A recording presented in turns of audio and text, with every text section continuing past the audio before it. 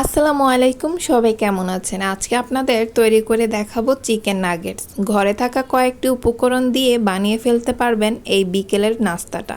বিকেলের নাস্তায় যদি চিকেন নাগেটস গরম গরম তেলে ভেজে সস দিয়ে পরিবেশন করা যায়, তাহলে নিমেষেই আপনার প্লেট শেষ হয়ে যাবে। ছোট থেকে বড় ঘরের সবারই কিন্তু চিকেন নাগেটসটা খুবই পছন্দের, বিশেষ করে সস দিয়ে বা টমেটো সস দিয়ে খেতে কিন্তু অনেক ভালো লাগে।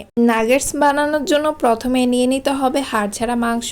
এইখানে আমি মুরগির বুকের মাংস নিয়েছি, তার সাথে নিয়ে নিলাম পিস করা পাউরুটি। এখানে পাউরুটির সাইডের লাল অংশটা কেটে ফালিয়ে দিতে হবে। এরপর পাউরুটির সাদা অংশটা আমি ব্লেন্ড করে গুঁড়ো করে নিয়েছি। এর সাথে আমি ভাবলাম বুটের ডালও ব্যবহার করব, আর এটা হচ্ছে অপশনাল, আপনাদের ইচ্ছে হলে দিতে পারেন। আমার কাছে ভালো লাগে তাই দিয়েছি, আপনাদের ভালো না লাগলে আপনারা ব্যবহার না করবেন। তারপর একটা বাটিতে আমি ব্লেন্ড করে নেওয়া মুরগির মাংসগুলো নিলাম। আপনারা চাইলে মুরগির মাংসগুলো পাটায়ও বেটে নিতে পারেন, আমার কাছে সহজ হচ্ছে ব্লেন্ড করা তাই ব্লেন্ড করেছি।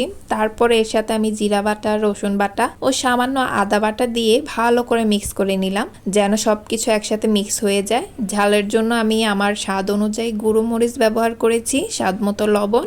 এখানে 3 চামচ ডালের পেস্ট দিলাম, যেন নাগেটস গুলো খেতে একটু ক্রাঞ্চি হয়। এরপর নিলাম গুঁড়ো করে রাখা পাউরুটি। এরপর এগুলোকে ভালো করে একসাথে মিশিয়ে নিচ্ছি, যেন সবকিছু একসাথে মিশে যায়, কোনো পাশে দলা পেকে যেন না থাকে। নাগেটস গুলোকে কিন্তু ডিমের মধ্যে ডুবানো হয়, তার জন্য আমি আলাদা করে একটা বাটিতে ডিম ভেঙে ফেটিয়ে নিলাম বাড়তি স্বাদের জন্য।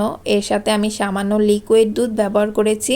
এখন ডিম আর দুধটাকে ভালো করে মিশিয়ে নিতে হবে। অনেক সময় ডিম আর দুধ মিক্স হতে চায় না, কারণ ডিমটা একটু আঠালো, তার জন্য তাই ভালো করে মিশিয়ে নিলাম। এরপর নাগেটস বানানোর উপকরণগুলো অল্প অল্প করে হাতে নিয়ে আপনি আপনার পছন্দ মতো শেপ দিয়ে নেবেন। আপনার যদি গোল গোল পছন্দ না হয়, তাহলে ইউটিউবে অনেক ধরনের ডিজাইন আছে, আপনি সেগুলো দেখেও আপনার পছন্দ মতো শেপ দিয়ে নিতে পারেন। এর জন্য মেইন যেটা ব্রেড স্ক্রাম, আমি এটাও নিয়ে নিয়েছি। এরপর অনেকগুলো নাগেটস বানিয়ে রেখেছি ডিপ ফ্রিজে সংরক্ষণ করে রাখার জন্য, যেন যেই কোনো সময় ফ্রিজ থেকে নামিয়ে ভেজে পরিবেশন করতে পারি।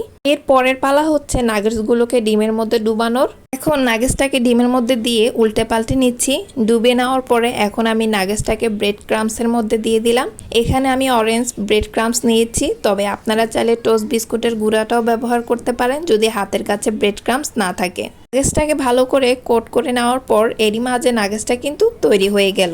এই যে এখানে আমি একসাথে অনেকগুলো নাগেটস বানিয়ে বক্স করে রেখে দিয়েছি, আপনারাও চাইলে কিন্তু এটা করতে পারেন। এইভাবে বক্সের মধ্যে রেখে আপনি চাইলে ডিপ ফ্রিজে সংরক্ষণ করে রাখতে পারেন, যখন প্রয়োজন হবে তো ফ্রিজ থেকে 10 মিনিট আগে নামিয়ে ভেজে পরিবেশন করতে পারবেন। এখন আমি নাগেটস কিছু ভেজে নেব, এই জন্য চুলায় একটা হাঁড়িতে তেল গরম হতে দিয়েছি। তেল গরম হয়ে গেলে এর মধ্যে নাগেটস গুলো দিয়ে দিব। খুব অতিরিক্ত আঁচে ভাজা যাবে না, না হলে উপরে ব্রেড ক্রাম্পস গুলো পুড়ে যাবে আর ভেতরে নাগেটস গুলো একদমই কাঁচা থেকে যাবে। নাগেটস গুলো হতে কিন্তু বেশি সময় লাগে না, মাঝারি আছে 2 পাশ উল্টে পাল্টে লালচে ভাব আসা পর্যন্ত ভেজে নিব। এখন নাগেটস গুলো একটা একটা করে তুলে নিচ্ছি, আর এরই মাঝে তৈরি হয়ে গেল ভীষণ মজার চিকেন নাগেটস। আজকে এই পর্যন্ত, সবাই ভালো থাকবেন, আল্লাহ হাফেজ। আর অবশ্যই বাসায় একবার হলো ট্রাই করবেন।